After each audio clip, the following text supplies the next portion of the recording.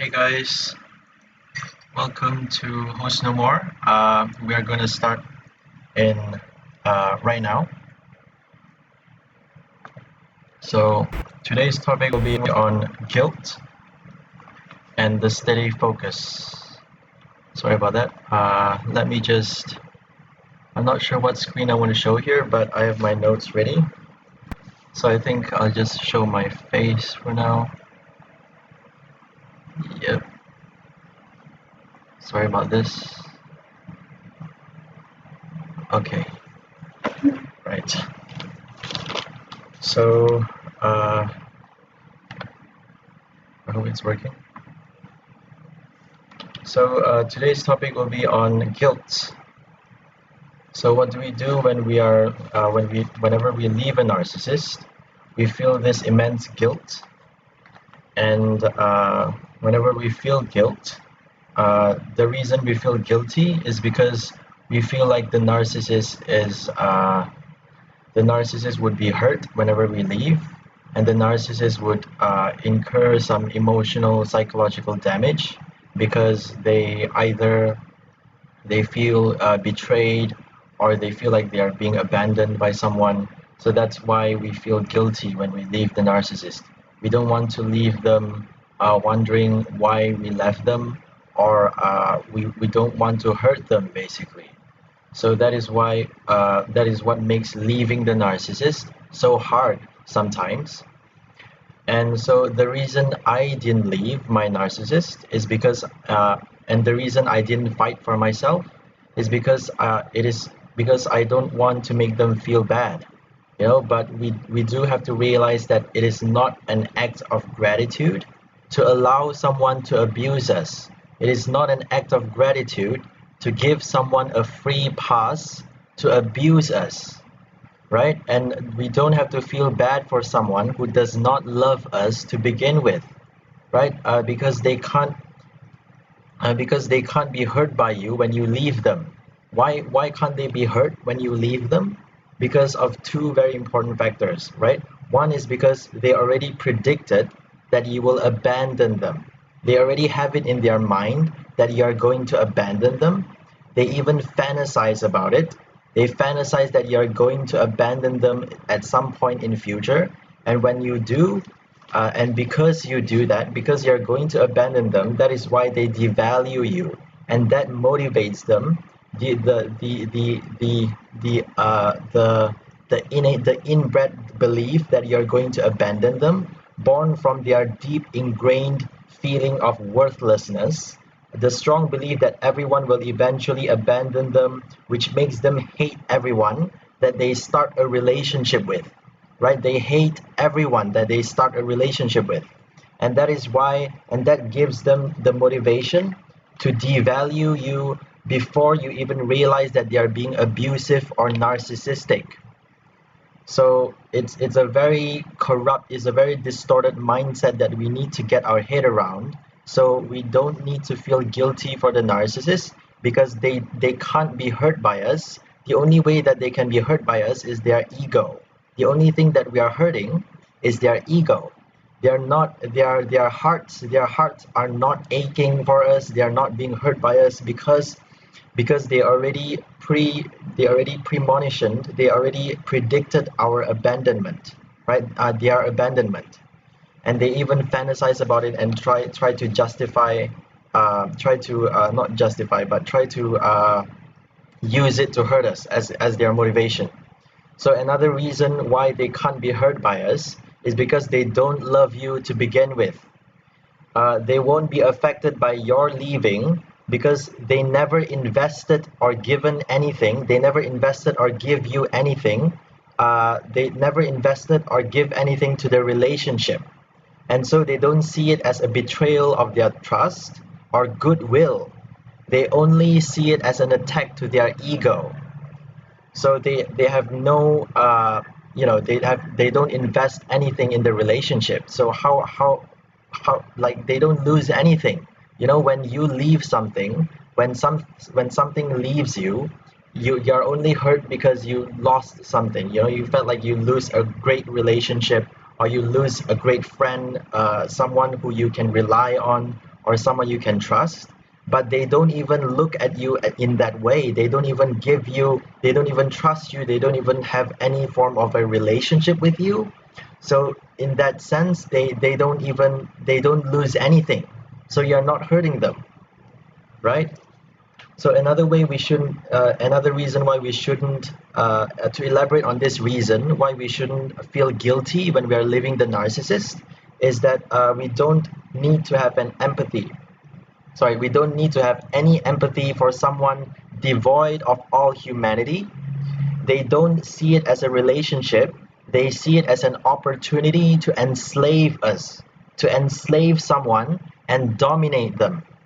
So it is all an opportunity for them. It is a game. It is an opportunity. It's not a relationship. They are not looking for any meaningful, fulfilling relationship or connection with someone. It is only an opportunity to get supply, to get someone to worship them.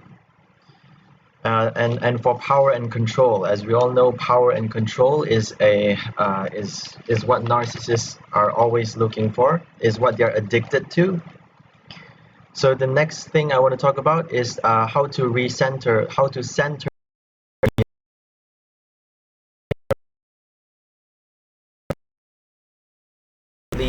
whether it's an overt or covert abuse. How do you center yourself at that moment? So the first thing that you should do is you should retreating to yourself, and you should focus on something else fully. You should give your full attention to something else, either your own internal thought processes, not related to the narcissist, by the way, either your own internal state of emotional being, or whatever you're doing, your work, your hobbies, whatever you're doing. You should focus on that fully, give your full attention to that. And and also it's very easy to get drawn into the narcissist, because they will make us feel like we need to do something, that we need to react in some way, so that we can salvage our dignity or our values, so that we can save ourselves. We need to do something, to fight for ourselves. We need to do something in that situation. They always make us feel urgent and like we need to do something about it. So we must remind ourselves to not look for the solution to the problem that they have created for us through any engagement with or revenge against them. We should never look for the solution by engaging with them. It's never a way to solve the problem, because they are the one creating it. But all right. So the next point I want to make is that we need to reduce any attention that we are giving them until we no longer notice them at all. So they eventually dissolve into nothingness. We don't even notice them at all. They are out of our range of awareness, our perception. They don't exist to us anymore. And this can be the hardest thing to do, to reduce any attention that we are giving them. It can be the hardest thing to do, since the narcissist will find your weaknesses and triggers to provoke you and set you off. And they have studied you. They know everything there is to know about you, all of the little things that will tick you off, that will make you go from 0 to 100, that will make you insane, that will drive you literally insane. So it can be very difficult, but I'll talk about how we can do that. What can help you focus, help you develop a better focus, to unsync from the narcissist later on. So they can escalate a harassment, covert abuse, or even bullying in broad daylight within seconds, and create chronic psychological distress and torment that will never seem to stop. This makes their victim lose their mind, lose hope of any peace or safety, and become suicidal. So this is what I talked about, that they drive us insane, and it's very difficult to ignore them. So to do this, to center ourselves when we are facing a narcissist, to focus on something else fully, we need to understand how the narcissist operates. So how they operate, so the way they operate, which is entirely different from a normal, healthy, functioning human being, by the way. So their end goal, we need to understand that their end goal is to make us lose our mind, to drive us insane, to make us ashamed of ourselves, to make us consumed with fear, self-doubt, hate, helplessness, contempt, and utter anguish. So if they don't achieve their end goal, they become psycho on themselves. They go psycho on themselves. And that is the ultimate revenge. We need to know that. So we don't need to seek retribution or any form of safety or whatever. All we need to do is to stop focusing on them and don't give them any attention, pay them no mind, right? However they abuse us or destroy us, we need to know, because ultimately it is our belief that they are targeting. And if we focus on our belief, if we know within ourselves, if we know the truth that belief can only be controlled by ourselves, that it is our right, our inbred right, that it is our power, it is within our power, it is that the power only lies with us, that only we have the power to control our belief, then we will be able to face the narcissist and unsync from them, right? When we are able to know that we are the only ones that control our belief, then whatever they hurl at us, it will just go pass through us, it will go right through us, it wouldn't affect us, you know. And when we are able to stay unaffected amidst the chaos that the narcissist is creating for us, all of the problems, all of the psycho attacks, then they lose their power over us. When they see that they can't affect us, and then they eventually, however hard they try, eventually they're gonna have to stop, because they have to work, they have to sleep, they have to go about their own lives. And when they do stop, when they do go back to their own life, they are gonna go psycho on themselves. They are not gonna forgive themselves for allowing a supply, for allowing someone to get away with their abuse. They're gonna beat themselves up, they're gonna destroy themselves. So that is the ultimate revenge, to stay still, to stay steady and unaffected when a narcissist is abusing you, which is, as I said, the hardest thing to do. But I hope this helps. The belief that only you have the power to control your belief, only you, that the power lies with you. So don't let anyone convince you that you are worthless, or that you need to revenge, to kill someone, or destroy them back to take your power. That is not necessary. But it is necessary in some cases to show righteous fury, which I sometimes talk about in my videos. Righteous fury is when you fight for when you confront someone with the intent of putting across not to let them know where you're what you're trying to say, not to convince them or whatever, but to just say your piece, to just speak your truth. And when you're speaking your truth, you don't need anyone to listen to you. You just need to speak it, because it's something that you need to do, right? It's something that you need to live. You know, it's just a way of living. So that's called righteous fury. Righteous fury is not to attack someone, but to just say your piece, basically, right? To tell them that you don't have a right to treat me this way, that I know my rights, I know, I know how reality works, basically.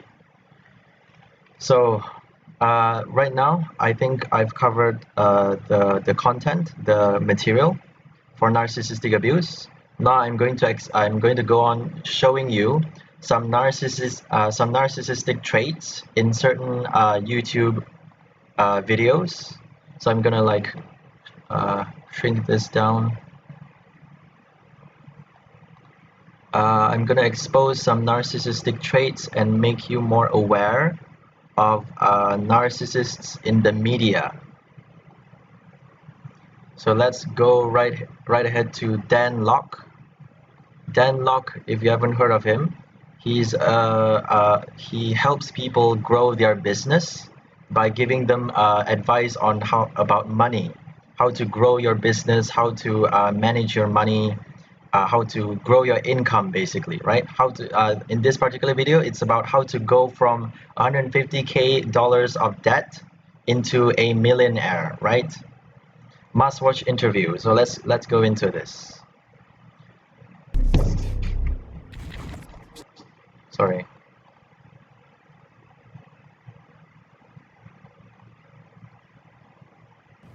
Hi, I'm Dan Lok. I'm the king of high-ticket sales, and I am one of the passionate few. I hope you can hear that. I just finished an interview with Omar. I think he did a fantastic job. I've done probably hundreds of interviews, but I'm glad that he actually asked very, very deep questions and he went very much in depth. Actually brought back a lot of good memories. So he's a fantastic host. If you ever get a chance to be on his show, don't hesitate. Make sure you do it. Today we get to sit down and hear the incredible story of entrepreneur, marketer, and sales expert extraordinaire, Dan Lok. Known as the king of high-ticket sales and one of the highest-paid consultants in the world, we sat down with Dan to talk about his story of growing up in Hong Kong and not wanting to deal with the 9-to-5 traditional status quo, but dealing with a lot of failures along the way to make that dream happen. Dan aimed at creating financial freedom for him and his loved ones, but had a lot of struggles early on that ended up taking him into debt to the hundreds of thousands of dollars. And in this interview, Dan talks about what it was like to untangle that web and ultimately how he found the right mentors and mindset and skills and developed them to ultimately become the multi-millionaire he is today, inspiring thousands of people around the world to do the same in their own life. Dan is also the author of FU Money and has programs helping thousands of students around the world master their craft and become high-ticket sales experts themselves. You guys can check that out in the description below. And with no further ado, I want to encourage you guys to sit back, relax, and enjoy this powerful interview with Mr. Dan Lok. Enjoy. Hey guys, welcome to this episode. So we have 1 minute and 46 seconds of advertising, guys. We have not just advertising, but showing off how successful he is, right? Which I find it is necessary, but I find it's a bit far-fetched because it's showing his private jet and he's showing the millions of people in his programs. That's fine, but the private jet is a bit too much, and the car, I mean, it's a bit unnecessary, I find. But let's just go into it. Episode of The Passionate Few. Today we get to sit down with the king of high-ticket sales himself, Mr. Dan Lok. Thanks for being on the show today, Dan. Thank you for having me. I feel like such a beautiful day. I feel like we're almost like on a date or something on a bench. I love this. Absolutely, man. Thanks for being here today. Welcome. So let's get right into it. A lot of people know about what you've done online, you know, the king of high-ticket sales and serving businesses and clients all over the world. Correct. Where did you get this? Where was the seed planted? Where did you grow up and sort of what was your childhood like though? Well, I was born in Hong Kong, right? So I immigrated to Canada when I was 14 years old with no money, no connections, and couldn't speak a word of English. So you can see even when I still today, I speak with an accent, a little bit of an accent. So my mom and dad, because they were having some issues, and so my mom decided that she didn't want to stay in the relationship. That's why we immigrated to Canada. And at the time I was so young, I was kind of like a punk kid. Yeah. I had no direction. Yeah. I was getting into fights and hanging around with the wrong gang of people and just always getting into trouble. Right. And so my mom and dad got divorced when I was 16 years old. Mm-hmm. And then shortly after that, my dad went bankrupt in Hong Kong. He basically, his business partner took all his money and disappeared. And my dad signed everything as a guarantor, right? Yeah. Guarantees Oh, on it. man. So left him about $1 million US in debt. And that wiped him out. Not just financially, but emotionally. And you were living with him at the time? I was living with my mom. My Gotcha. dad is in Hong Kong. And then I still always remember that phone call. At the time I was going to school. One day, at the time, my mom and I, we were living in a one-bedroom apartment. Okay, in one of the worst neighborhoods in Vancouver. Okay, I'm not going to go too deep into this, but I just want to address how easy in his skin, how comfortable in his skin he is, and the way that he's so confident in his posture and in his speech and in his way of delivering himself, his way of saying what he has to say. And also earlier we can see this within 2 sentences, he can basically draw you in into his to support him to basically the charisma of it, right? The charisma, not grandiosity, but it is sort of grandiose, but it's almost like it's so charismatic that you're drawn into it. Is this magnetic quality, right? So let's just look at these 2 sentences that he talked. So he's a fantastic host. If you ever get a chance to be on his show, don't hesitate. Make sure you do it. Right. If you ever get a chance, don't hesitate. Make sure you do it, right? So he does that. If you ever get a chance, don't hesitate. So it's almost like he's inviting you and he's talking to an audience, which is a great, what do you call that? Which is a great speaker. It's a great quality for a speaker, and it draws you in, right? But it doesn't show that he's qualified to help you with what he promises he's good at, which is to help you make money, right? We haven't really uh, you know we haven't really heard how to go from debt to millionaire.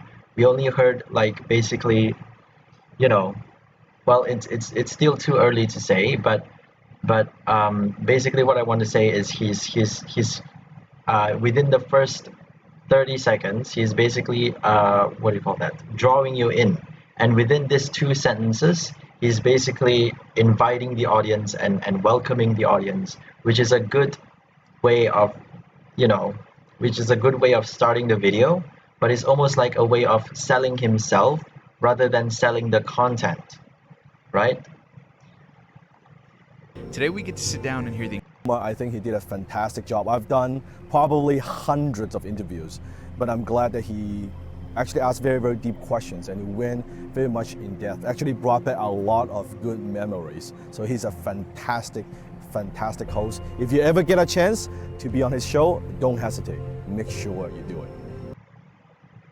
So he's very good at drawing people's attention, and it's almost like he's talking to an actual friend, like he's actually making you. It's a very business salesperson kind of interaction, I would say. But he's so good at convincing people that there are a lot of people who lost so much money and gained nothing. And this is what I want to touch on in this topic. So the cult of Dan Lok. Brainwashed students lost 26,000 testimonial. And if you type in on YouTube the cult of Dan Lok, you can see a lot of people. There are certain videos saying they lost $50,000 and gained nothing.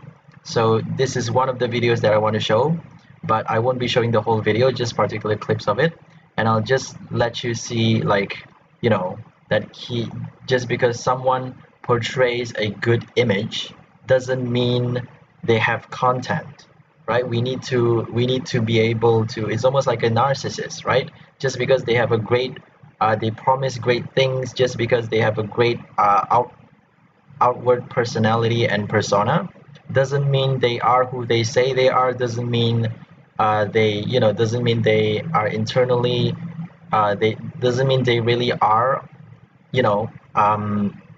all perfect and flawless. So have it all going for them. So basically I want to help you guys not get into the habit of taking things at face value. So this is in the first impression when I first watched his videos. To be honest, I was drawn into because I'm quite bad at marketing. So I went to YouTube and typed on marketing, and I watched some of his videos, and I immediately subscribed to his channel. And after thinking, after giving some time and distance, I was able to, fortunately, with some experience with narcissism, I was able to reassess and think to myself, wait, what has this guy taught me? This guy has taught me that there is some content, but mostly he's projecting his success. He's projecting his success in my face, not rubbing it in, but making sure that I notice it, making sure that I notice how amazing his life is, how well put he is, and making sure that that is more, that is almost like in front of the content, right? And that is a bit off-putting for me, because content should be number one. To me, content should always be number one. That you should always, everything else is secondary. Your motivation as a salesperson, whatever you're doing, content should be number one. That not to say that your customers should always be your priority. No, but your work should be your priority, not you, not you, not your image. Your work, what you're doing, your content, that should take priority, not you. So that is the reason I unsubscribed afterwards, because it was way too obvious that he's selling himself rather than selling the content, and I can't support someone like that. And I will show later someone called Marisa Pierre. She is someone who has content, and she is someone who sells content as her priority. So I will show it later, and I subscribe to her, by the way. And also there's someone else who sells more of himself rather than his content, which I'll show. But right now I want to talk about Dan Lok's cult. So let's go right into it. Class it is a fake countdown clock and shit. Like, I hate that shit. Fake man. live. It's all a lie. It's all a lie.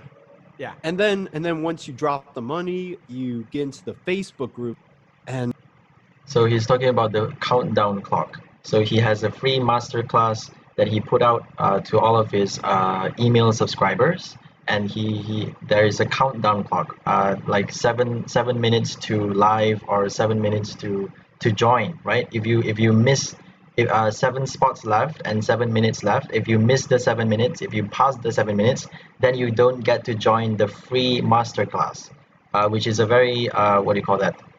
Which is a very common sales technique, I would say. But let's just get into it. And I'm like, these are the people I'm gonna like get rich with, and we're gonna be sitting on yachts. Like, we were paying the fancies ourselves before class even started. Yeah, it was. Oh, I need a sip after that. Well, and look, and that's the expectation he sets up, man. You're gonna be some big high ticket closer like me. Let me ask you this. So how much did you spend on that course? Okay, the course before the upsale, which we'll get to a little bit, was $2,500. I'm a teacher. I saved up. At this time, I had, thousands in the bank. I was like, yeah, I can save a little money and drop $2,500 and not break the bank. Cool. So that's what I did. Does that surprise you?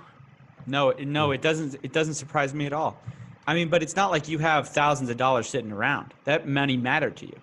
Yeah, and there was no what should I say, like a test or no pre-evaluation of whether this program was right for you. No, they don't qualify you. They just let anybody in. Shit. All right, so you drop the money. Yeah. You go through the course. Does it work for you? Hell no. I mean, here's what I'll say.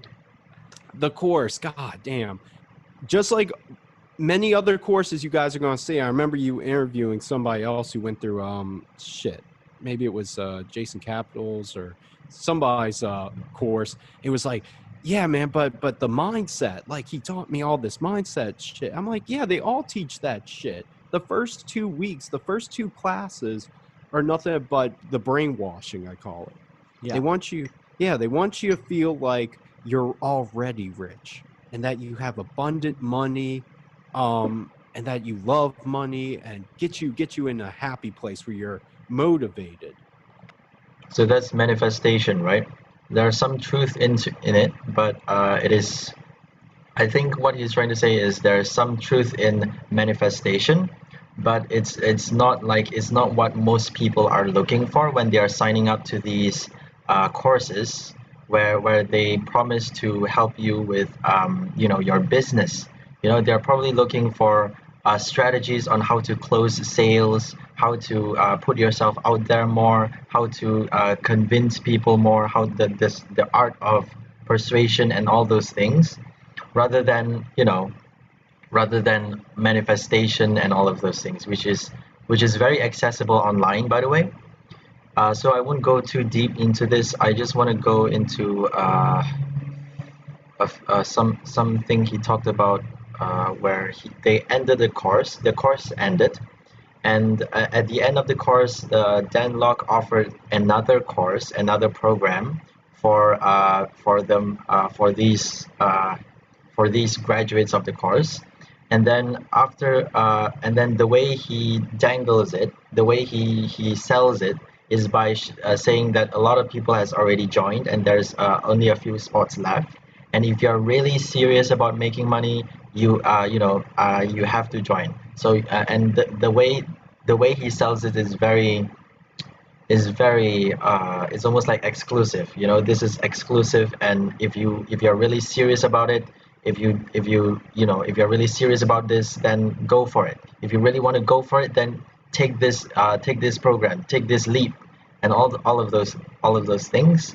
But I just want to share that with you because I think that is a very cunning way of getting people to subscribe to your program and not offering them what you promised to offer, which is very horrible, I think. Jumps in. Oh. He's got Sergeant Desmond, his right-hand man, naming off people who have already joined. So there's that herd feeling, like, oh, I'm missing out. Oh no. Wait, Jeffrey's in the inner circle. Oh wait, I like Jeffrey. Arnold's in it. Oh, I gotta go follow. I gotta join now. So everybody, like I would say, a good 80% or more of students joined Inner Circle that night. Wow. Inner Circle. And part of it was, yes, you're guaranteed a job. Well, not guaranteed, but we will work your ass off. He pretty much makes said the it. implication you're going to get a job, you're going to get a job, you're going to get a job. And that's what gets me, is that so much of this shit he can throw it back on you, be like, oh, I never said that. But it's like, dude, you pretty much said everything but that. Like, you molded us to do this. So we're all jumping into this giant pool. I'm going down the fucking rabbit hole. And remember my plan. I'm supposed to be living off this money for the next 4 months. Well, that's now cut down to 2 months. And then I find out it's not just $2,000, okay? You have to pay an additional $200 each and every month, because what you're getting is totally worth that. You're getting one fucking class each month, a brand new class. I'm like, really? Okay, but just like the other guy you had on, I wanted a fucking job, all right? Right. And yeah. As soon as I get there, they post an opportunity, and we all jump on it. And it was this woman trying to sell like a coaching service or whatnot, and she had us like make an application, take a test, resume, cover letter, introduction video, like 7 different fucking things. And everybody jumps on this shit. And the very next day, Kayvon is running this, and he shows us a screenshot of an email from her saying, hey, your students a lot of your students didn't do all 7 of the tasks I asked. I'm not personally mad at you, but it makes me wonder what kind of students you're teaching over there. And then he posts, guys, why do we work our asses off to give you these opportunities if this is how you make the brand look.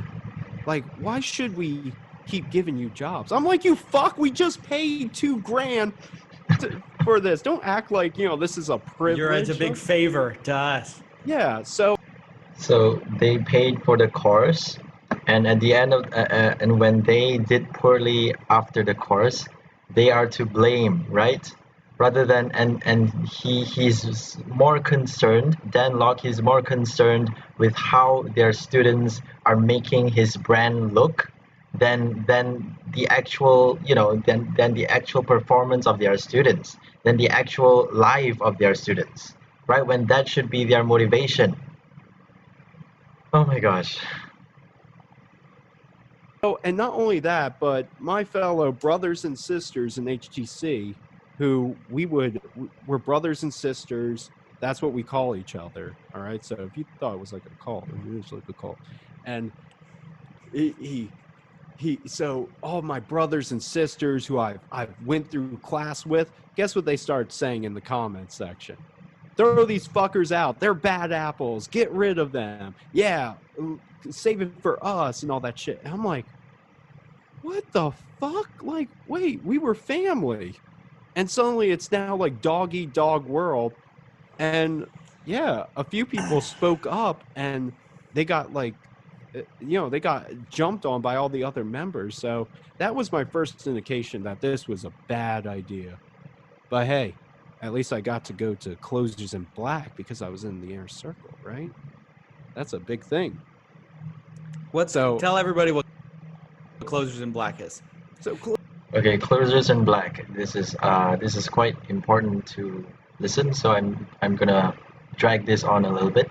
By the way, for everyone not realizing, now we have 3 upsells or 2 upsells so far. For sure. We've got High Ticket Closer. Then, when High Ticket Closer doesn't get you a job, they promise you Closers in Black. No, Inner Circle. Inner Circle. Yeah. Sorry, it's hard to keep up with them. Right. Like double the price, and they almost promise you a job. And then, they upsell you to Closers in Black. Yeah. Now wait, and let's go back because now we have Dan on Demand. So I think the initial course was HTC, and then the Inner Circle is a more exclusive one, and then and even more exclusive would be the Closers in Black, which is where they give you all the secrets, basically, I think. Which is kind of a way to upsell you into HTC. So for me, there was one less step, but now there's an extra step, you guys. Like what's Dan on Demand? Dan on Demand, that's like a service that he's providing for $50 a month. You have like one Q&A session with him, a bunch of other people. Like, and I'll get into this. I hope we have time. So much to talk about, but basically, yeah, he had HTC students, like anybody who was interested in HTC from Dan on Demand, he would seek out these students to go and like try and close them. Like, right. Yeah, like sharks. They smell blood in the water. Go, get him into the program. But hey, it's not a pyramid scheme. He stressed that over and over. This is not MLM. Fuck that shit. Well, it's funny because he's got a lot of MLM components because a lot of the students end up trying to close for Dan in the end. Yeah, and it's funny. Most of the successful closers work for Dan. Interesting. So let me ask you this. People are going to say, I already know what the comment is. Oh, this guy's just salty because he didn't work hard. Of course. That's my the fault. comment, Yeah. Right? What do you have to say to those people? I mean, damn, I had over 100 hours, trying to close real customers. I've tried to make this shit work. Like, I was working with a team, which we'll get into later. This is after Closers in Black. And we worked with probably a dozen different influencers. These are the people who are selling high ticket packages, like thousands of dollars. And I tell you, none of us was closing shit. All right. So you can hate on me. You can say I'm salty, but I know hundreds of people that this is not working. And the only ones it seems to be working for are those that now work for Dan.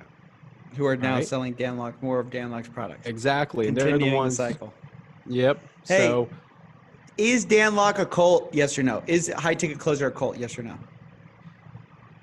yes. Yeah. Oh my God, dude. I'm gonna say yeah, and you know, shame on me. I had fights with my family members. They were telling me, dude, this All right, let's go into the traveling thing. I think it's like a minute or two left. I just want to show this real quick. millionaires were dressed in tuxedos and shit. So would be a lot of breakthroughs. So I'm like, oh man, this is some like Tony Robbins shit. Awesome. Sorry about that. Where my whole reality shattered. So one of the privileges with being part of the inner circle is you get to attend Closers in Black. What is Closers in Black? What did I know of it at that time? I don't fucking know. He just said be there because there's going to be learning, there's going to be surprises, there's going to be a lot of breakthroughs. So I'm like, oh man, this is some like Tony Robbins shit. Awesome. Yeah. But the best part was I built the connection with a lot of these people in the program. And I was like, I get to meet them, hang out with them, and we get to feel like millionaires. We're dressed in tuxedos and shit. So I'm like, yeah, let's do this. So it's totally free. You just have to pay to get there. Oh, and Seafood demands that you stay at the hotel where this is happening. All right. At this point, I'm like, oh, Seafood knows everything. If I do not stay at this hotel, I am fucked. Like, I'm dead. So I end up spending, I would say, close to over $1,000 to get there. The flight, the hotel room. Yeah. Wow. So my plan of surviving for 4 months has now diminished to a month and a half. But again, it's no worries. I'm going to make this money really quick. I'm going to get a closing job and money's just going to roll right in. Well, I fly out to Closers in Black, Vancouver, awesome city. Love it. Go inside. And Closers in Black, it was great. Got to see a lot of my fellow cohort and stuff. But some of the warning signs I was getting, though, was I was meeting a lot of season 1 students. And here's the thing I noticed. About a couple months after a season ends, a lot of the students kind of stop posting on Facebook. They kind of vanish. They, you know, they'll have HTC on their banner. They'll be dressed in suits, and they were regularly posting. But then a couple months after the program ended, it stops. So I'm like, hey, dude, how's everything going? And they would just be like, you know, I'm struggling. I'm not closing and all. So I'm like, oh shit. And so I'm like, so why aren't you posting? He's like, I'm ashamed. And this the story kept repeating. They were ashamed. They, you know, because while in the program, they're proudly announcing, I'm HTC, I'm a motherfucking high ticket closer. But then when you're out in the real world and you're not closing, you're like, oh wow, I've let Seafood down. I've let myself down. I'm a failure. You know, you just kind of back away from social media. And it's funny because this would later happen to me as well. But so I was already getting red flags. And then the first day was nothing but mostly Dan having Desmond and Kayvon give speeches. And the theme of the speeches were sort of, hey, trust Dan. Trust him. In fact, so like Desmond's like, So I'm just gonna let this run until they finish the Closers in Black, which is probably a minute or two. Sorry about the delay, but I just have to show this. you know, I trusted Dan and my whole life changed. Kayvon gets up. I trusted Dan and my whole life changed. Which is funny because later Dan goes against Kayvon, right? Yep. We're close to the 1 year anniversary of that. Yeah, we're close to the 1 year anniversary of that fucking shit, man. That was some good drama. That was one of the funniest days of my life, I'll be honest. But we'll get to that. So. Good shit. Okay. So Kayvon at one point asked everybody to stand up. He said, I want you to imagine that you're standing on the edge of the cliff. Sifu appears over your shoulder. And he says, I want you to jump. How many of you would jump? And I kid you not, we all looked at each other and we were like, fuck that shit. Of course, there was a few dumbasses who were like, me, I would jump. And I'm like, what the fuck? Like, I cannot make this shit up. You're not making this up. I can tell because this is too real. They asked you. Let me get this straight. If Sifu was standing over your shoulders, creepily over your shoulders, Yes, by your massage mouth, you. Yeah. would you just? Oh, Yeah, and I mean, some were like, "Yes, I would. I trust Sifu," and layer that. I mean, yeah, but here's the thing. Now, listen, everybody, pay attention because again, a majority of the room was looking at each other like, "Oh, that like no." So we weren't fully convinced yet. All right. And even later that night, me and like a bunch of other people were sitting around like in the lobby of the hotel. And one of the guys, okay, I'm not going to name names, but one of the guys who was a devoted like Dan Locke fan was just shit talking him. All right. And believe it or not, this guy is working for Dan right now. So I'm sitting with this guy, devoted fan, and he's just shit talking him and saying like, "Oh man," he's like, the influencers I'm working with because he actually found an influencer, and he was actually making some money. It was selling like one of these Amazon, FTC classes or whatever, right. FTA, whatever it is. Yeah, FBA. He was yeah. FBA, yeah, I get that shit confused. But he was telling me that the people he was working for, they were even like, "Oh man, Dan Locke, yeah, the whole HTC thing, like we were actually close to not hiring you because of that." So everybody pay the fuck attention.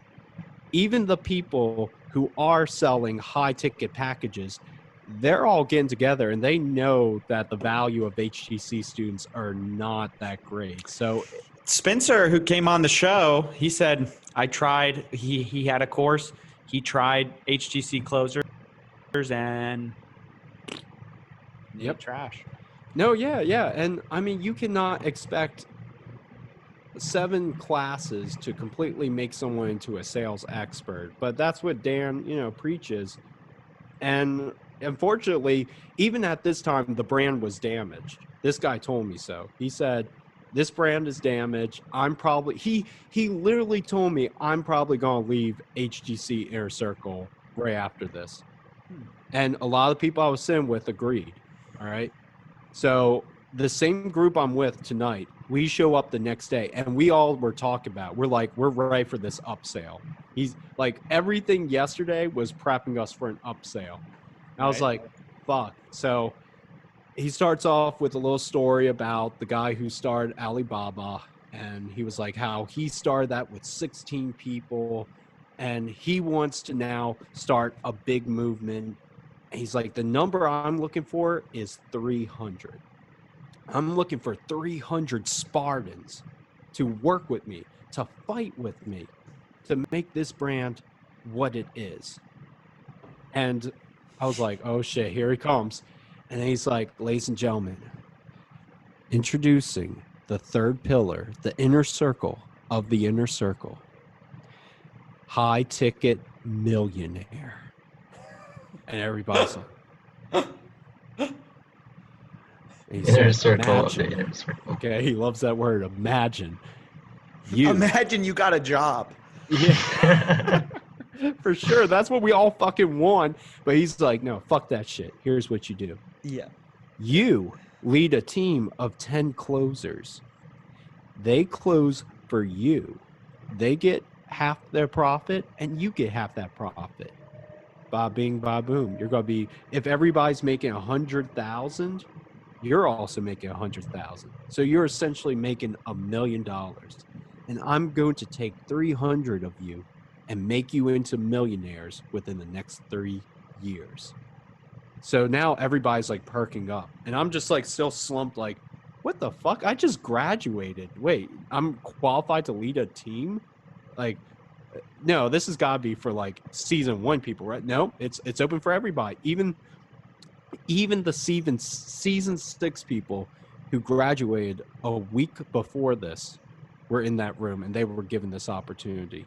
So they were upselled 3 times within the span of like 2 months.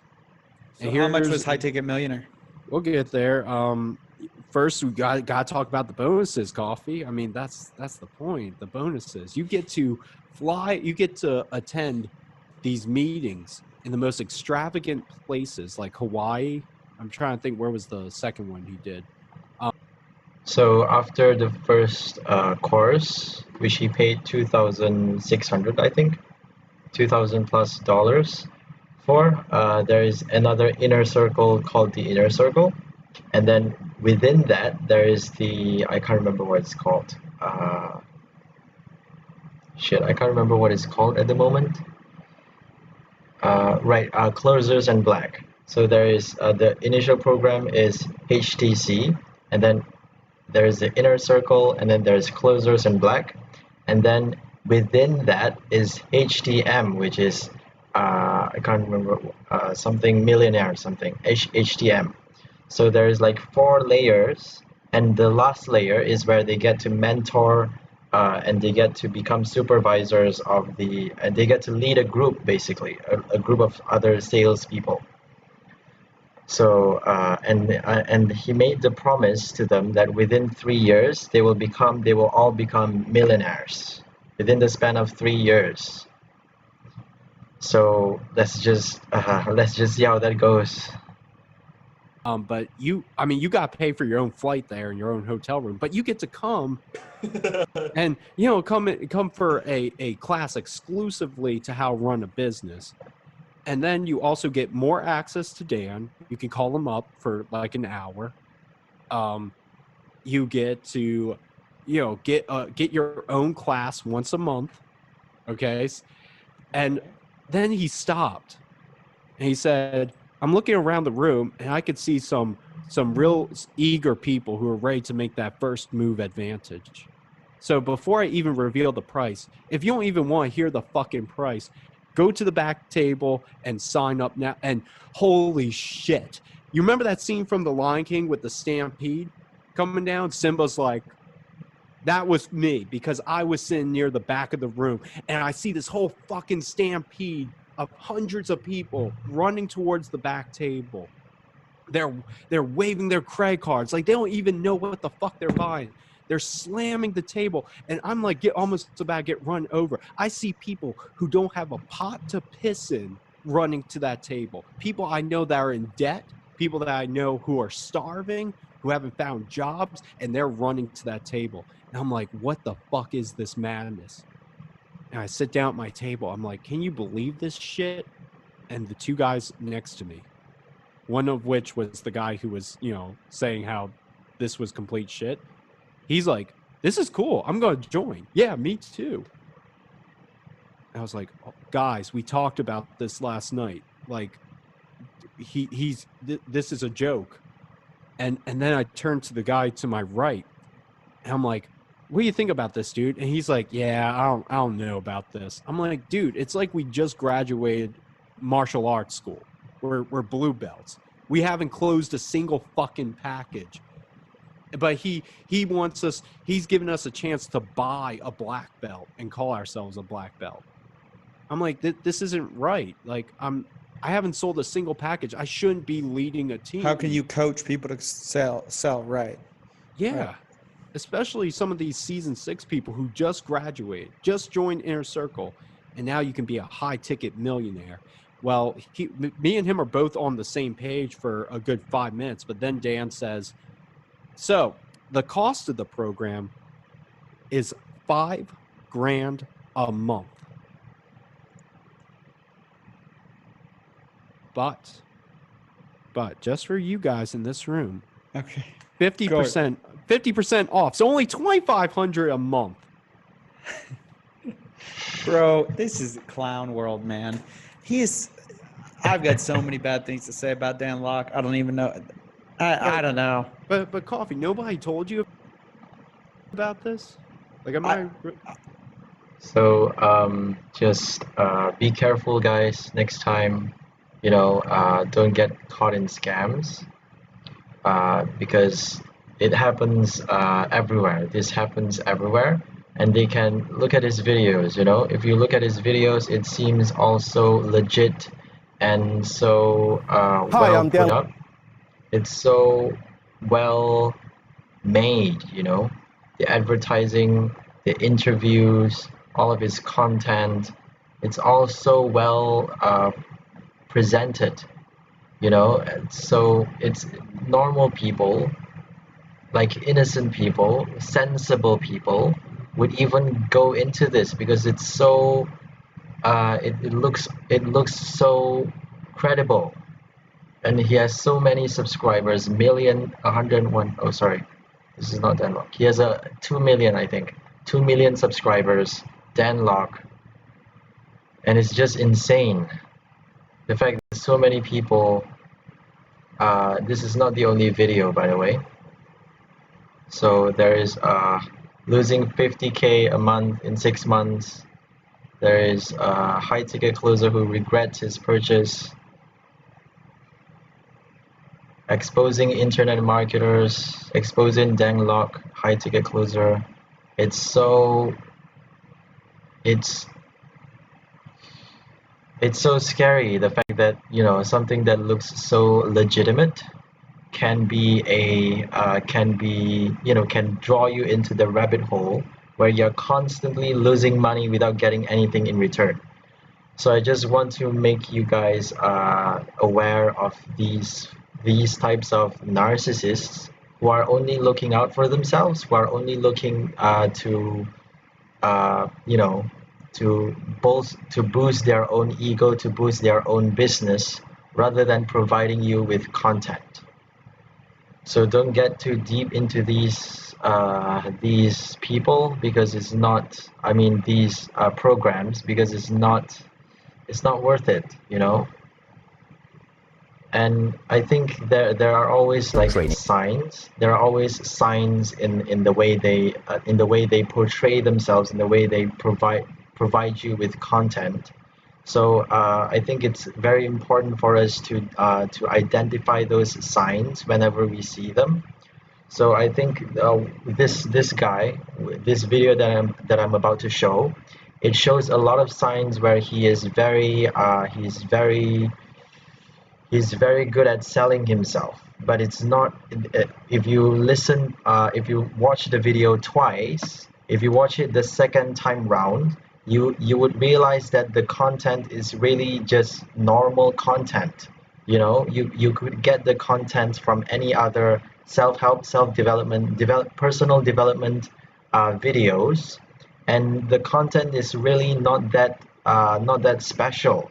you know it's just the way that he's delivering it that makes you think, that really makes you believe that he is something special, that he is selling something out of the ordinary that you have never seen before, that is so exclusive, that it makes you want to buy everything that he sells.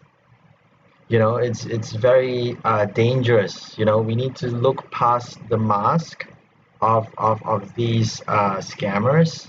Some of them are scammers. Some of them are just looking out for themselves. But I always believe that if someone puts their image and their image and their needs above their content, above their work, if their motivation is to boost their own business rather than to help people, to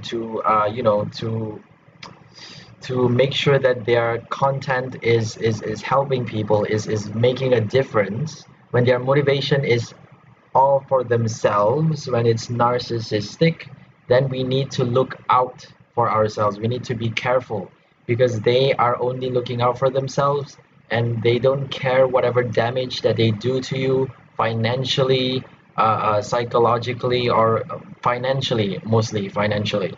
So we need to look out for that, right? Look for people who are giving content, who are speaking their truth, who are giving their truth, right? Look for people who are giving valuable content, and not embellishing those content with emphasis in verbal gestures, verbal effects, with body movement effects, with a lot of performance features, with all those deep spacious sounds, and all those great presentations and artworks and all those things. Focus on the content. Focus on the content. What kind of content are they getting? What are you getting from that video? Right, most of them sell motivation as well. Maybe after watching the video you feel very motivated, you feel very inspired to do something about your life, but that is just one small part of it, right? It is one small part of the content. So what are you going to do if that the most important thing that we need is to be able to generate that motivation within ourselves, by ourselves, right? When we are able to develop this life force, or this energy to make a difference, to live out the purpose in our lives, to be the best version of ourselves. When we are only able to do that by watching these videos, by being influenced by these people, then we are not being our authentic selves. Then we are basically selling our identity to these people. We are basically becoming a clone of these people. And we must not rely on these people to develop ourselves, to develop our identity. We need to find good sources, people with good intent, people with goodwill, people who focus more on their content, who focus more on making a difference, on helping people. We need to find these people to help us find ourselves, to help us develop ourselves. And when we are able to develop, and once we can find these credible, this normal people, I would say non-narcissists, good people, then we will be able to, then the process will be smoother. We will be able to, it will be hard work, and it will be realistic work, but it will be worthwhile. It would be a very slow progress, but it would be worthwhile because it's reality. They give us reality. Basically, they give us real content, versus all of those uh, entertainers, sort of, I'm gonna make you a millionaire from having debt, in 3 years, and I'm gonna make you the best version of yourselves overnight, or whatever. All of those things that doesn't take day-to-day practices, that doesn't take you taking a look at yourself, and really focusing on yourself. All of those videos that make you rely on the person rather than on their content, rather than on knowledge, on something that you have access to, right? That you have infinite access to, that you have uh, what's the word, that you have constant, like, never ending access to. uh, all of those content that can really help you, rather than people who are just looking out for themselves. So let's just go into this video where this guy is Vishen Lakhiani. He's from Mind Valley, and he is basically helping people on personal development. So in this video, he's talking about 5 daily rituals to show up as your best self every day. So it sounds like a good title, and I'll just show the video.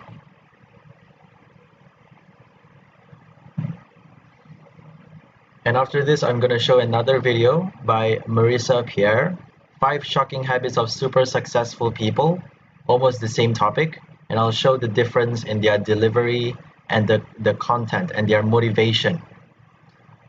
So sorry about this, it takes a while. One of our goals here at Mind Valley is to help you develop systems that will allow you to create the best version of yourself. Many of us struggle throughout our day. We find ourselves constantly reacting to the daily situations that inadvertently crop up. One of the secrets to taking control of your daily life is to develop certain specific routines or rituals. These rituals, when implemented on a daily basis, will have a profound impact on how you move throughout the day.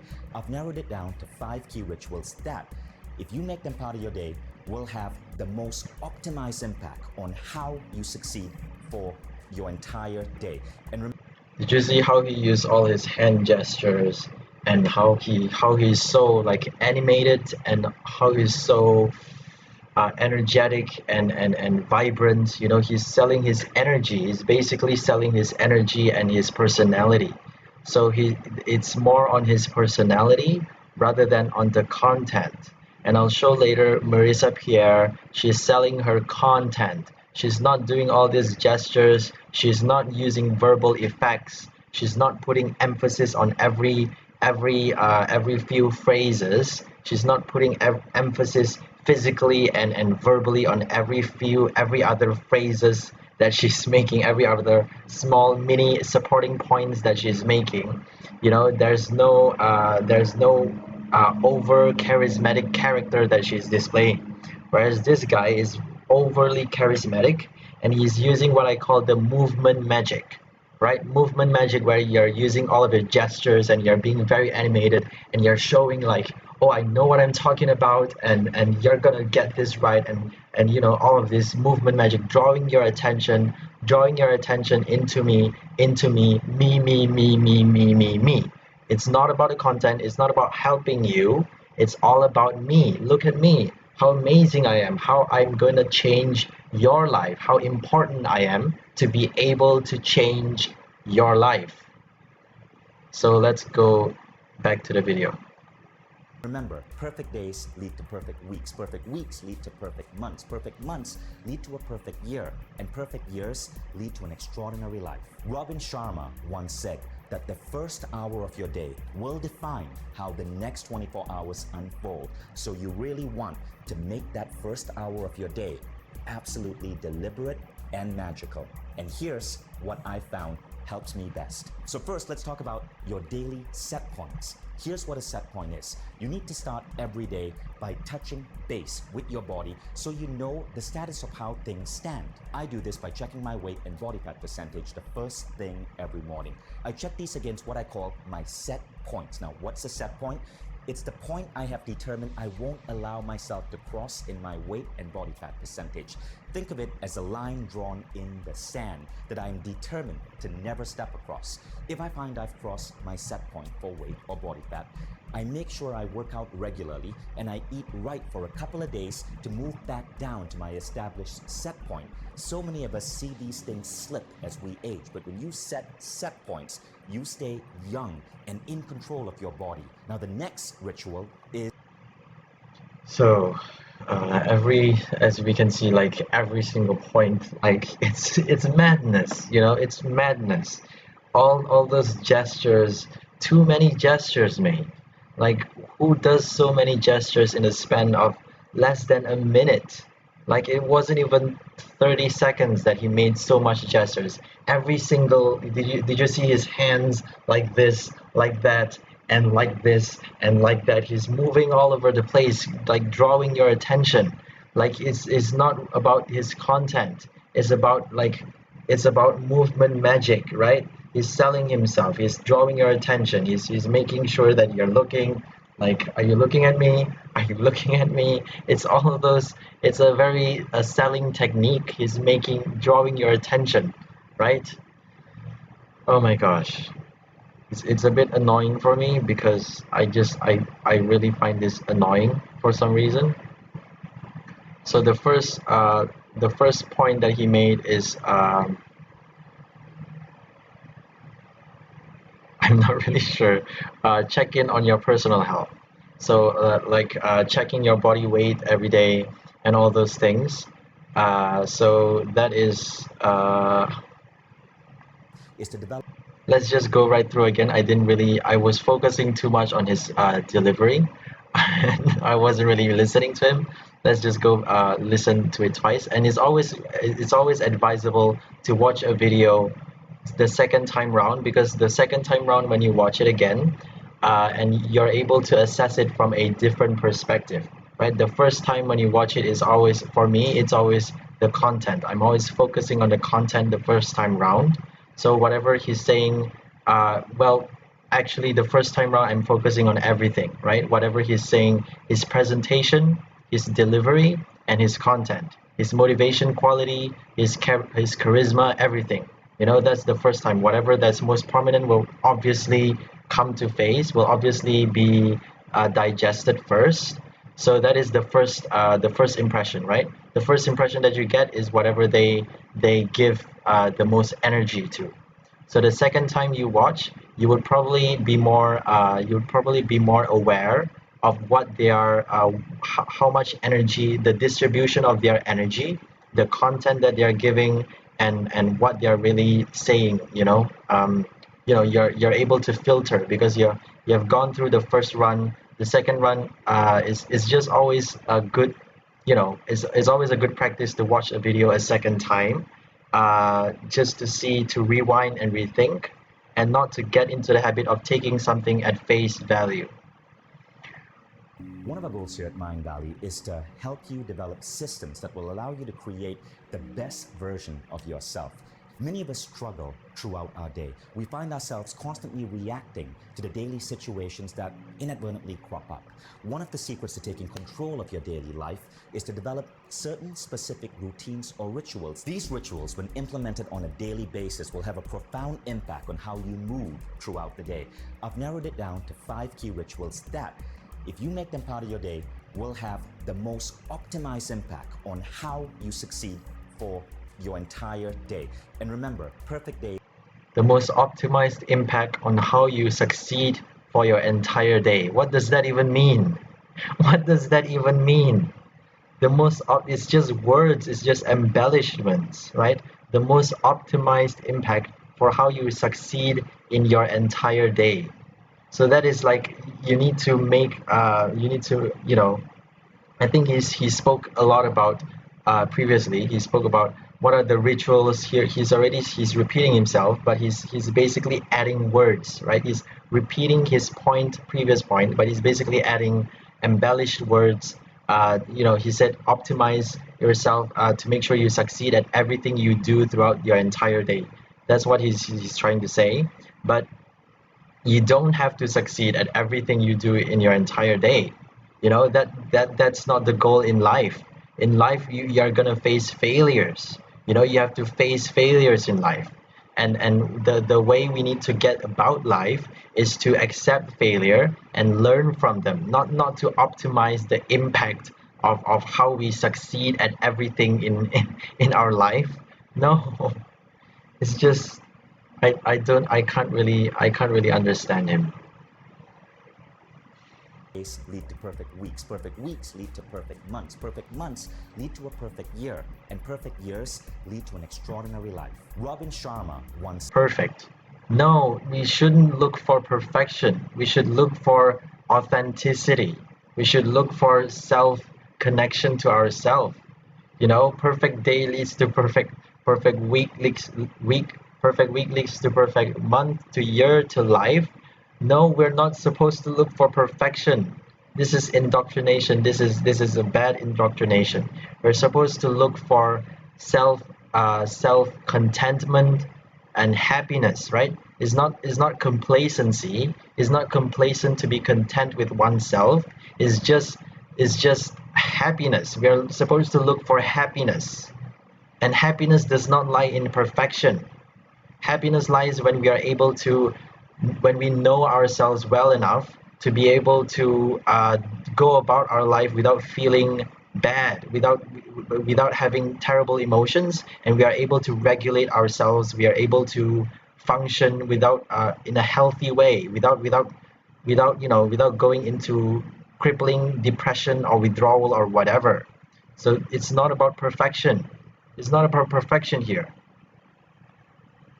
said that the first hour of your day will define how the next 24 hours unfold. So you really want to make that first hour of your day absolutely deliberate and magical. And here, So I don't believe in that. Again, indoctrination. It is all about belief. If you believe that the first hour is so important that it's going to shape your entire day, then I have days where I woke up late and I felt terrible about myself. And sometimes I believe that because I woke up late and I had a terrible start, I'm not able to continue and go about my life and have a productive day, or have the rest of my day, and because I had a terrible morning, it's gonna destroy my entire day. And because I have that mindset, because I have the mindset that I woke up late and that's gonna destroy my entire day, and guess what? It destroyed my entire day. But there are some days where I woke up late and I felt terrible about the morning. But after the morning, I was able to change my mindset, and I thought to myself, okay, I've wasted this much time. What can I do about it? Right? What can I do about it? I can just let it go and stay in the present moment. Look at what I plan, what I'm gonna do about the day. Change my plans. Be flexible. Be adaptive. Be spontaneous, and try to arrange my day about this anomaly, right? Because anomalies are gonna happen in life. Failures are gonna happen in life. Chaos is gonna happen in life. We can't predict anything. To believe that the first hour is gonna determine the rest of our day it's a terrible thing to do. It's like we are shooting ourselves in the head. We are forcing ourselves, we are putting so much pressure on ourselves to perform within the first hour, and if we don't, it's gonna destroy our entire day. And what's that gonna do? When the first day is gonna be destroyed, the rest of the month is gonna be destroyed. And what happens when the first month is destroyed? The rest of the year is gonna be destroyed. That is a terrible, terrible mindset, you know? Because if you believe that you can't turn things around, if you believe that things are all set within the first hour, I don't know, you're setting yourself up for even more failure, I would say. Here's what I found helps me best. So first, let's talk about your daily set points. Here's what a set point is. You need to start every day by touching base with your body so you know the status of how things stand. I do this by checking my weight and body fat percentage the first thing every morning. I check these against what I call my set points. Now, what's a set point? It's the point I have determined I won't allow myself to cross in my weight and body fat percentage. Think of it as a line drawn in the sand that I am determined to never step across. If I find I've crossed my set point for weight or body fat, I make sure I work out regularly and I eat right for a couple of days to move back down to my established set point. So many of us see these things slip as we age, but when you set points, you stay young and in control of your body. Now, the next ritual is optimized meditation. A lot of people So the goal here is to stay young and in control of your body. Set points. So let's talk about set points. So the first thing that he said he do when he woke up every day is to measure his set points. To measure his status quo. To measure, for example, if he's worried about his health, he's gonna measure his weight. If he's worried about his IQ, maybe he's gonna do some crossword puzzle or whatever. But if that doesn't measure up to his standard, basically, then he's gonna have to push to that set point. So it is basically goal setting, right? Making sure that you don't fall below your goals. So that is, I think that is just that is a good technique, I would say. But it's not very. It's just sold in a different way, it's basically saying we making sure that you are aware of where you are at and in your progress towards success, basically. So always keeping track of your current state of your current state in your progress towards success. Whatever success may be for you, for him it might be staying young and in control of his body. For me, success is happiness. So I think it's very important that everyone gets this into their heads, that to be successful is to be happy. It's not to be a millionaire, or to be young. And I mean, to be successful is to be happy. We need to get that into our heads. but I still think it's a good technique, you know, to set goal points. But also some days we need to be it's also not good to be that rigid, because some days we need to allow ourselves to not perform. Sometimes we are not able to perform because we're ill, either because we're ill or we have an anxious mindset, or our heart is not in the right place. You know, we need to we need to give ourselves allowances so that we don't fall into over anxious mode or over anxiety, and always focusing on perfection, always making sure that we don't fall beneath the line is way too rigid, is way too much pressure. You know, setting points, making sure we don't fall below the set point. It is important not to fall below the set point in spiritually, you know, to make sure that we are not too you know, to make sure that we are not too caught up with certain thoughts or too caught up with certain failures or whatever, to check into ourselves every day, which is what the set point he's talking about is all about. But it's important not to give ourselves too much pressure to meet the set point, to the set point, so strongly. You know, it's important to give ourselves allowances, is what I'm saying. You know, and to be gentle, and to give ourselves a break. You know. Misunderstand meditation. It's not just about clearing your mind. I think of meditation as a transcendent practice, and modern science shows. Again, I can't let this go. I just can't let this go. Did you see how he was like, look at me. He's almost like he's doing that, and he's pausing, and while he's pausing, he's looking, he's focusing on himself, so that his audience would focus on himself. So his hand gesture is saying, look here, look at me, and his eye gesture is saying, once you're looking at me, look into me, right? Look into me, really look at me. So that is so, he's selling, even in this Photoshop, it's like so much to over engagement with the audience. You know what I mean? It's not about the content anymore. It's about me. It's about, look at me, look how amazing I am. Look how great the content that I'm giving. Look how great I am. So it's not about the content anymore. It's about him. I think of meditation as a transcendent practice, and modern science shows that there's an exponential curve in terms of studies on how meditation improves just about every aspect of your life. So if you want to be successful, you need to meditate. Now, this is how I do it. I devised a meditation protocol called the 6-phase meditation. It takes just 15 to 20 minutes, and it takes you through 6 specific phases that bring out the best of your human potential. The first phase is rooted in loving kindness meditation. It opens up your heart and gets you more connected to the people and the world around you. The second is gratitude. Science shows that gratitude has the highest correlation with well-being of any other character trait. The third phase is forgiveness. And forgiveness, science is showing, doesn't just have an impact on your body, but it changes the way you function across the day. You're less reactive. You are more compassionate and understanding. The fourth phase is about seeing your ideal future. It's creative visualization. The fifth phase is about visualizing your ideal day unfolding.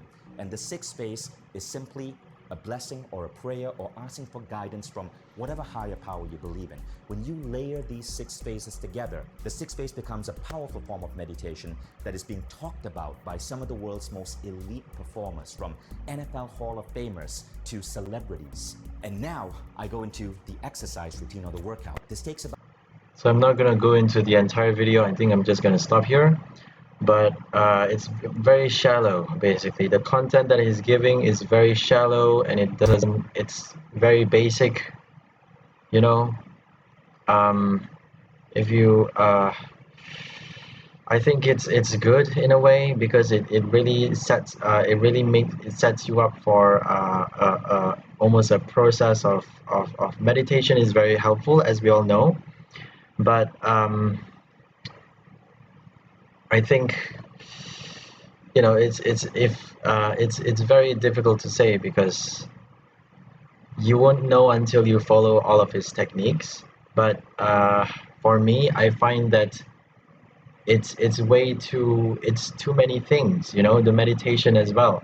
You're focusing on six layers of meditation within a day. Like, this is a daily routine here.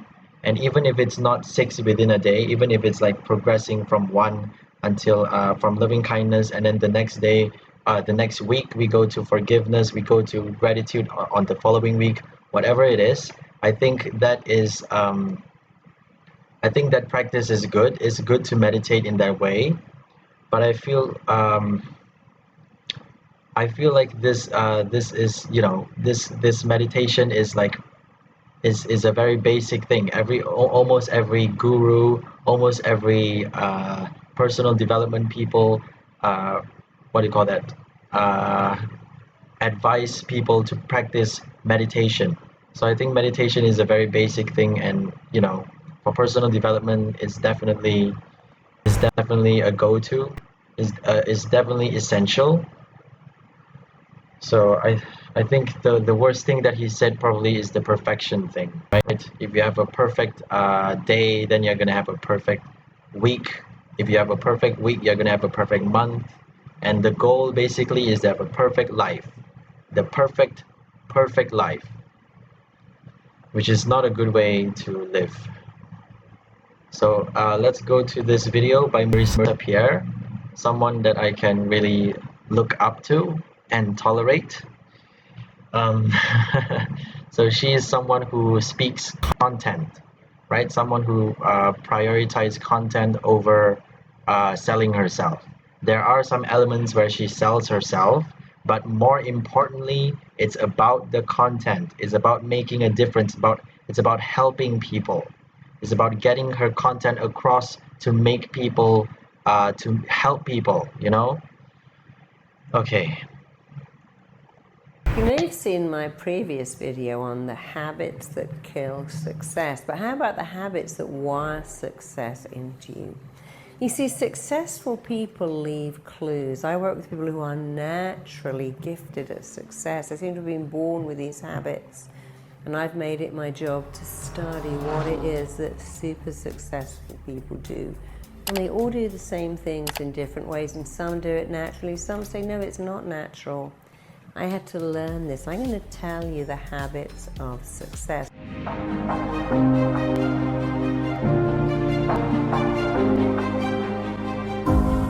One is phenomenal self-praise. People who are good will tell you all the time, oh yeah, I'm really good at this. Oh yeah, this is my skill set. I'm a genius at this. This is what I'm good at. And they don't feel uncomfortable, but they never say, I'm good at everything, me. They go, this is my area. I'm a gifted chef. I'm a wonderful musician. I was put on the planet to play the piano.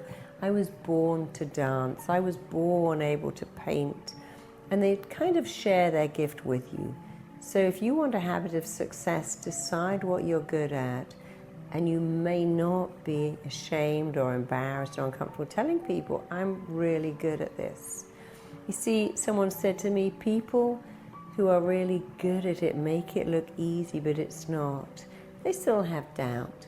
So find out what you're good at, and please get comfortable telling people what you're good at. One of the major habits of success is that people bounce back from rejection. We look at people who seem... So she starts off by saying, be kind to yourself. You know, the first thing that she said, the first thing is to praise yourself, which is not supposed to be intended to be a narcissistic gesture, but it's supposed to be a way of appreciating your talents, appreciating your gifts, right? The things that make you who you are. So your talents and your values, your virtues, your strengths, right? To acknowledge your strengths, and that is self-sufficiency. So self-sufficiency is more important than perfection, right? Than setting goals and making sure you achieve that goal. It's not about achieving the goal. It's about happiness. It's about finding your true self. It's about connection to your infinite awareness. It's about your authentic self. You know, when you can find your authentic self, everything else will be possible. It's not about setting a goal, or I have to make sure that I write 1,000 words today, or I have to make sure that I have to make sure that I finish this task by this time. I have to make sure I make that deadline. Whatever it is, it's not important. What's more important is that we acknowledge our true self, we acknowledge our own beauty, we acknowledge who we are, we love ourselves. The most important thing, the number one thing for self-development, personal development, is that we love ourselves. And because narcissists are not able to do that, they become horrible to other people. You know, and sometimes when I am not able to love myself, I become nasty. I become impatient. I become unable to communicate with others without being impatient and sometimes nasty to them. You know, so when we are able to love ourselves, then we become self-sufficient. And when we are self-sufficient, anything is possible. So she starts off with self-sufficiency, and then she goes into bouncing back from rejection. Who've made it think, wow, they're so lucky, they've never failed. Oh yes, they have, over and over and over again. And the difference between a person who fails and a person who succeeds is one thing. The person who succeeds gets up and they come back, they get rejected, they get laughed out of Shark Tank and Dragon's Den, they get voted off X Factor, they come back, they get fired.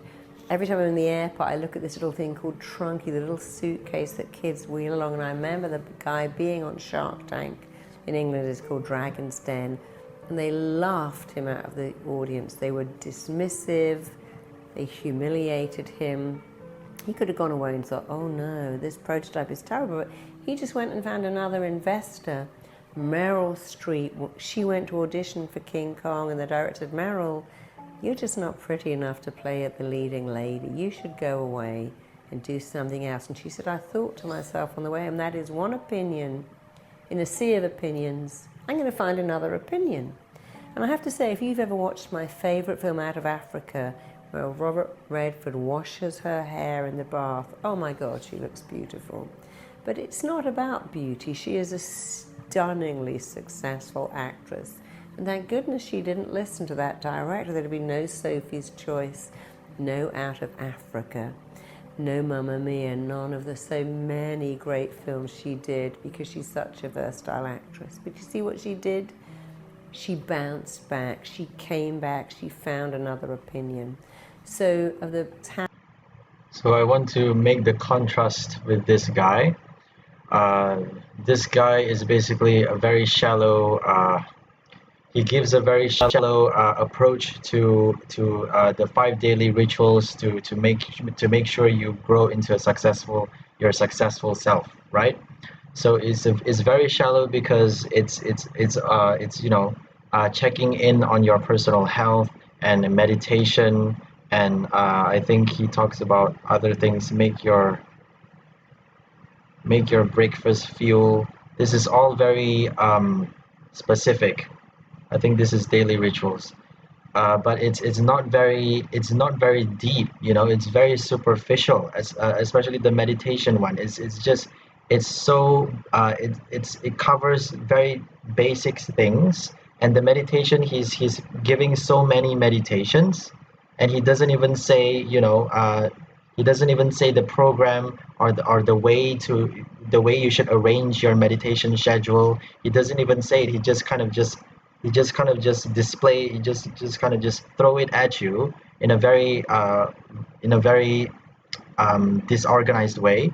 But also that his content is he's very superficial, whereas her content is more deep. The first content that she said is self-sufficiency. The second point that she made was reality, facing reality that failure is gonna come your way whether you like it or not. You know, sometimes you're gonna face people who are gonna tear you down. You're gonna face narcissists. You're gonna face people who just don't believe in you. You're gonna face people who reject you, and that's just life. You know, life is not about perfection, as I keep saying. I'm sorry, but it's not about making your life perfect. It's not about making sure your life is perfect. It's not about making sure everyone loves you. No, it's about making sure you you love yourself, that you're able to go through life even though people don't believe in you. You know, that you're able to believe in yourself. You know, that you're able to face reality. So that is so, like, her content is really deep compared to his content, which is very shallow. I just want to just make that point, you know. Habits of success, the bounce back factor, coming back from rejection, praising yourself. Here's another one: take action every day in the direction of your goals. On your way to the top, don't take weeks off, keep going every day. Do something, make one phone call. When you've made it, you can take a lot of time off. There are other habits that successful people. So I'm not saying that his content is completely terrible, because his content is quite different from hers, because his is more on daily rituals, is more specific, whereas hers is more of a broad perspective where, you know, the five habits of super successful people, you know, their habits is more of a wider scope, where she gets to talk about more a wider she gets to talk about more deep stuff compared to him, where he's focusing more on the nitty gritty, the everyday life kind of thing, you know, setting goals, meditation, making breakfast, making sure you have a good breakfast. Breakfast is the most important meal of the day, and all those things. What's his other point? Intense focus for 20 minutes a day. You know, all this practice, you know, it's important to practice, you know, but it's almost like all of these things, I feel you could do it for yourself. You could be your own mentor. You know, the most important thing I always say is to be your own mentor. And all of these programs that he make is very simple. Like, anyone can do it. You know, anyone can it's so simple that anyone can do it for themselves. You know, after a stage in your life, when in your 20s or 30s or whatever, probably in your 20s you should be able to, you know, form your own program. You know, you should be able to form your own schedule, your own program to develop yourself. You know, you should be able to dedicate like 20 minutes a day for this, 30 minutes a day for that, and a few hours for that. That is a known thing. You know, it's something that you already know organically. It's not some special knowledge that you need to know. You know, it's not very helpful. Intense focus for 20 minutes a day, that's not helpful. Make breakfast your fuel, that is very basic. Like it's the most basic healthy mind, healthy body kind of thing. It's very basic. And meditation and setting goals, the I think the only what do you call that? The only separate thing, the only unique thing that he said, the only unique point that he made was the setting goals, daily set points, right? And even that, I don't agree at all with his daily set point idea, because setting set points, and if you set, if, you know, it's almost like, if you say you need to set, if you're making set points, you need to say that you know, you need to touch on the fact that you need to not be so harsh on yourself, because if you're harsh on yourself and you make that set point and you're not able to meet that set point, then it can be very detrimental. You know, you can send yourself into an emotional spiral, and eventually making that set point is probably could probably be the worst thing that you ever did in your life. Because once, like, and the set point thing that he said, practice that he expounded was making sure that you get the first hour of your day well set. You know, making sure that you do your best self in the first hour of the day. That is the worst thing I ever heard. Because if you miss that, if you miss a set point because you're ill, if you miss a set point because you are not emotionally well at that moment, at that day, when you're not, when you're not feeling yourself, when your heart is not at the right place, when you are, when you are not well, basically, that you're not giving yourself allowances, you're not being kind to yourself, right? It is so rigid, it is way too rigid. Making sure that it's important to have set points, but it's too rigid. We are humans, we are supposed to be flexible. We are not supposed to be so rigid and so hard on ourselves. It's too perfect. His mentality is too focused on perfection, which is not a good idea, I think. In my experience, happiness is more important than perfection. So and which is what she said in her very first point, right? To recognize your own beauty. To recognize your own beauty is more important than to make sure that you fulfill that set goal in your life, because things are going to change in your life. There are going to be things that you can't avoid. There are going to be obstacles that you can't avoid. There are going to be diseases that you can't avoid. Things are not going to be so rigid in your life. It's not going to be possible sometimes, some days, to fulfill your goals, your set points.